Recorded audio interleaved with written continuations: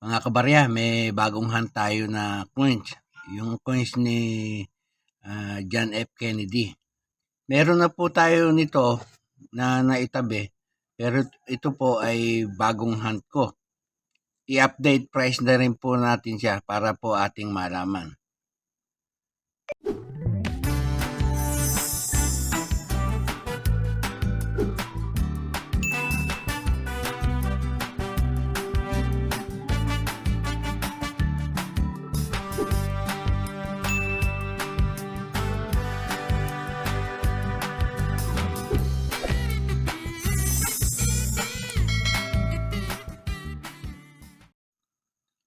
Magandang araw po sa inyong lahat, lalo na sa aking mga kabarya at kapwa kolektor.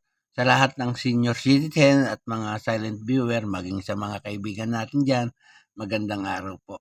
Ngayon pong araw, may bagong tayong hunt na coins. Ang coins ni John F. Kennedy na $50. Ito po ay nakuha ko doon sa isang ka-tricycle driver natin. Binigay po sa akin. Siguro napagkamalang piso. Yan po ay pinasasalamatan ko na ibigay sa akin. Bagamat mayroon na tayo nito, ito i-vlog ko para makita niya. Sa harapang bahagi po ng bariyang ito, makikita natin ang portrait ni John F. Kennedy. Ayan o, makikita niyo sa gitna. Tapos sa ibabaw, nakasulat ang katagang Liberty. Dito sa bandang digig ay ang salitang In God. Tapos sa likod, We Trust. 1776, 1976. Yan po ang nakasulat. Sa likod na bahagi naman ay makakita tayo ng building. Yan po ay pinapalagay at tinatawag nilang Modified Presidential Seal. Yan po ang building na yan. Ang nakasulat naman sa itaas na bahagi, United States of America, at sa ilalim, $50. May nakasulat din na katagang E pluribus unum. Yan po ang nakasulat na may translation na United States of America out of many one. Yan po. Kung titignan naman natin ang S niya, readed. Yan. Pinagawa po ang barya na yan sa United States Mint of Philadelphia, United States. Tapos po sa United States of America, Denver. Yan po ang pagawaan ng barya na yan. Alam naman natin lahat na ang baryang ito ay nanggaling sa United States of America.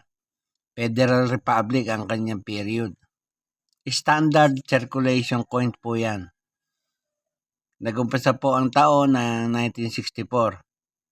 Yan. Ang kanyang pag-iral na umpisa, 1964. Ang value po, $50. 50 cent na kung ikukumpara natin sa pera natin ngayon ay 30 Philippine peso. 30 pesos po. Ang currency nila, dollar. Ang composition po niyan, silver. Tumitimbang po ng 12.5 grams.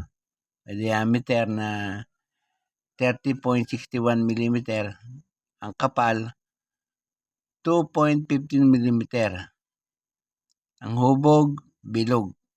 Build ang technique na ginamit at coin alignment ang orientation. May number po na N number 943 at reference number na KM number 202 kung may school number 203. Dito po sa numista, may mga presyo na po. Yung 1964 na ganyang klaseng barya. Yung pong good niyan ay 870 pesos.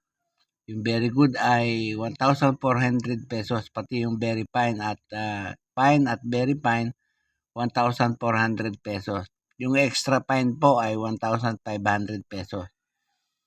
Tapos yung uncirculated po o yung almost uncirculated ay 1,600 pesos.